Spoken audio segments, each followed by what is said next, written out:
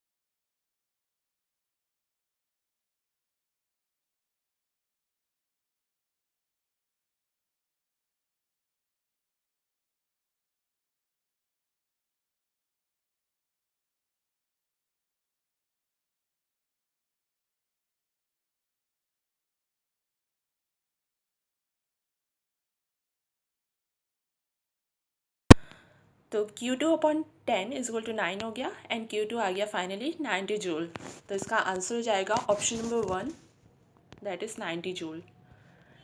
Next question number 42 में क्या है कि एक गैस मिक्सचर है जिसमें कि 2 मोल्स है ऑक्सीजन के और 4 मोल्स हैं आर्गॉन के एट टेम्परेचर T, और सारे वाइब्रेशन मोड्स को नेग्लेक्ट करते हुए टोटल एनर्जी ऑफ सिस्टम क्या होगा। तो बेसिकली हम इसमें टोटल काइनेटिक एनर्जी निकालेंगे गैसेस की। इसका सॉल्यूशन देखते हैं। चैप्टर ये काइनेटिक थ्योरी ऑफ गैसेस में से है, ये सेक्शन थर्मोडायनेमिक्स में ही है, और इसका फॉर्मूला मिलेगा फिजिक्स 11th के पेज 55 में, जो कि आपको वीडियो के लिंक में मिल जाएगी फॉर्मूला कॉपी और नोट्स। वीडियो के डिस्क्रिप्शन में जो लिंक है उसमें फॉर्मूला कॉपी और नोट्स के भी लिंक दिए हुए हैं, और नोट्स आपको इसमें फ़िज़िक्स 11th के पार्ट 2 में पेज 132 में मिल जाएंगे। अब यहाँ पे क्या दिया हुआ है, ऑक्सीजन के 2 मोल्स हैं और आर्गॉन के 4 मोल्स हैं। तो फॉर्मूला से क्या होता है, total energy of system U is equal to F/2 nRT होता है, और F यहाँ पे क्या है, डिग्री ऑफ फ्रीडम, N है नंबर ऑफ मोल्स, और T क्या है, टेम्परेचर है। तो total internal energy of system क्या हो जाएगा, 5/2 into 2RT plus 3/2 into 4RT।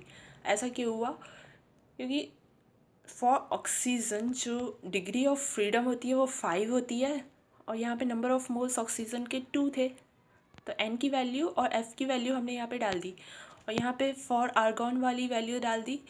3 जो डिग्री ऑफ फ्रीडम होती है वो आर्गॉन के लिए होती है, और 4 यहाँ पे मोल्स है आर्गॉन के। आर्गॉन के लिए नहीं, मीन्स डिग्री ऑफ फ्रीडम 5 किसके लिए होती है, डायटोमिक मॉलिक्यूल के लिए, और 3 जो है डिग्री ऑफ फ्रीडम होती है मोनो एटमिक मॉलिक्यूल के लिए। तो आर्गॉन मोनो एटमिक है तो इसकी डिग्री ऑफ फ्रीडम 3 हो गई, और ऑक्सीजन डायटोमिक है तो इसकी डिग्री ऑफ फ्रीडम 5 हो गई। ये याद करनी होती है डिग्रीज ऑफ फ्रीडम। तो total internal energy of system जो आ गया वो 11RT आ गया, इसको सॉल्व करने पे फर्दर। तो इसका आंसर जो हो जाएगा ऑप्शन नंबर 3 आ जाएगा 11RT। नेक्स्ट क्वेश्चन 43 है, इसमें क्या है कि 3 पैरेलल स्ट्रेट वायर्स हैं जो कि परपेंडिकुलर प्लेस किए गए हैं प्लेन ऑफ पेपर से, ऑयल में सेम करंट आई है अलॉन्ग द सेम डायरेक्शन, और जैसा कि फिगर में शो किया गया है वैसे अरेंजमेंट है इनका। और magnitude of force per unit length क्या होगा on the middle wire B, तो ये हमको निकालना है। तो ये chapter magnetic effect of current से है। इसका फॉर्मूला आपको मिलेगा फिजिक्स 12 की फॉर्मूला कॉपी में पेज नंबर 20 में, और इसके नोट्स मिलेंगे फिजिक्स 12 के पार्ट 2 में पेज नंबर 2 में। तो by formula force per unit length F by L होता है mu naught I1 I2 upon 2 π d। तो I1 क्या है, current in first wire, I2 है current in second wire, D है distance between wires and L है length of wire. तो F A upon L क्या होगा, मीन्स फोर्स जो बी पे है due to L, sorry due to A, वो क्या होगा पर यूनिट लेंथ पे जो फोर्स लगेगा वायर बी पे ड्यू टू वायर ए, वो होगा mu naught into I upon 2 π d is equal to mu naught I square upon 2 π d। और वो इक्विवेलेंट होगा force due to wire C also, sorry यहाँ पे एफ बी बाई एल लिखा है, वो एफ सी बाई एल होना चाहिए। तो फोर्स ड्यू टू सी जो बी पे लग रहा है वो भी सेम होगा एज द फोर्स जो बी पे लग रहा है ड्यू टू ए। तो एफ ए क्या है, force due to A, and F C क्या है, force due to wire C, और F A upon L is equal to F C upon L है। तो इक्विवेलेंट फोर्स लग रहा है बी पे ए के कारण भी और सी के कारण भी, तो इसका नेट फोर्स रिजल्टेंट क्या हो जाएगा जब 90 डिग्री एंगल पे लग रहे हैं वो दोनों फोर्स, बिकॉज 90 डिग्री एंगल पे वो वायर भी अरेंज किए गए थे as you see in question. तो एफ नेट जो फोर्स है वो उसके मिडल में आ जाएगा at 45 degree. Since current in same direction attract करते हैं तो इसका जो फोर्स का डायरेक्शन है हमने उस बेसिस पे निकाला है, क्योंकि सेम डायरेक्शन में करंट फ्लो हो रहा था ए और बी में, तो सेम डायरेक्शन में वो उसे अट्रैक्ट करेगा, ए अपने बी को अट्रैक्ट करेगा अपनी तरफ, तो इसलिए इसका जो फोर्स है ड्यू टू ए वो डाउनवर्ड गया है, और सी भी अपनी तरफ अट्रैक्ट करेगा वायर बी को, तो इसलिए जो सी के कारण फोर्स है वो राइट की तरफ है। देयरफॉर जो नेट फोर्स है वो root F A square plus F C square हो जाएगा, बिकॉज 90 डिग्री के एंगल में जो रिजल्टेंट आता है वो इसी तरह से आता है, cos 90 ज़ीरो हो जाता है, और वो जो 2f1 F C cos theta वाला एक्सप्रेशन है वो हट जाता है। तो root F A square plus F C square आ गया is equal to root 2 mu naught I square upon 2 π d। तो इसको फर्दर हमने सॉल्व किया, mu naught I square upon root 2 π d आ गया आंसर। तो इसका आंसर हो जाएगा option number 3 mu naught I square upon root 2 π d। ये हो गया इसका आंसर। अब क्वेश्चन नंबर 44 देखते हैं। इसमें एक यू ट्यूब है with both ends open to the atmosphere, दोनों एंड्स ओपन है और पार्शियली फिल किया गया है उससे वाटर से। ऑयल जो कि इमिसिबल है वाटर से उसको पोर किया गया है एक साइड पे जब तक कि वो 10 मिलीमीटर अबव स्टैंड ना करे उस वाटर लेवल से जो दूसरे साइड पे है। और मीन वाइल उसी समय वाटर राइज कर जाता है 65 mm उसके ओरिजिनल लेवल से। तो डायग्राम में ये सब शो किया गया है। डेंसिटी ऑफ ऑयल क्या होगा, तो पहले हमने इक्विलिब्रियम पे रखा था उस ऑयल को, लेकिन वाटर लेवल जब इंक्रीज़ हुआ तो ऑयल का लेवल भी थोड़ा सा इंक्रीज़ हुआ है क्या, नहीं ऑयल का लेवल वैसा ही है, वाटर का लेवल इंक्रीज़ हुआ है, तो फाइनली जो आ रहा है वो इक्विलिब्रियम पोजीशन पे आ रहा है। तो इसमें हम बर्नौलीज थ्योरम लगा सकते हैं। चैप्टर ये फ्लूइड मैकेनिक्स से है और फॉर्मूला कॉपी में ये फिज़िक्स 11th की फॉर्मूला कॉपी में मिलेगा पेज 62 में, और इसके नोट्स मिलेंगे फिज़िक्स 11th के पार्ट 2 में। और स्पेशली इसके अलग से नोट्स नहीं है, मतलब पार्ट 2 में आपको थोड़े से मिल जाएंगे। तो according to Bernoulli's theorem rho g h constant होता है, gravitational potential energy per unit volume ये कॉन्स्टेंट होती है। देयरफॉर रो नॉट, रो जो ऑयल का है इंटू जी इंटू 140 इंटू 10⁻³ हमने टोटल हाइट एक्चुअली कैलकुलेट की है ऑयल की। तो यहाँ पे 65 mm नीचे दिया हुआ था फिगर में, 65 mm प्लस 65 mm 130 mm हो गया, प्लस 10 mm 140 mm, तो ये ऑयल की हाइट हो गई। is equal to rho water, density of water into G into 130 into 10 to the power minus 3 mm. Sorry 130 into 10 to the power minus 3 हमने unit change करने के लिए लिया है, मीटर में चेंज करने के लिए। तो 130 into 10 to the power minus 3 metre में लिया है हमने। तो 130 mm कैसे हुआ, 65 प्लस 65, फाइनल वाटर लेवल यहीं तक है। तो वाटर का जो टोटल लेवल है वो 130 mm हो गया।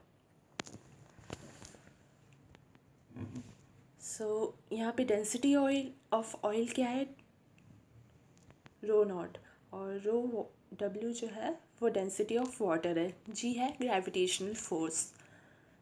तो rho naught is equal to 130 upon 140 into 10 to the power 3, हमने इसे फर्दर सॉल्व किया और रो डब्ल्यू की वैल्यू डाल दी है डेंसिटी ऑफ वाटर की 10 टू द पावर 3। यहाँ पे 10 टू द पावर माइनस 3, तो दोनों साइड से कट जाएंगे, जी भी कट जाएगा, सिर्फ डेंसिटी ही बचेगी, हाइट बचेगी।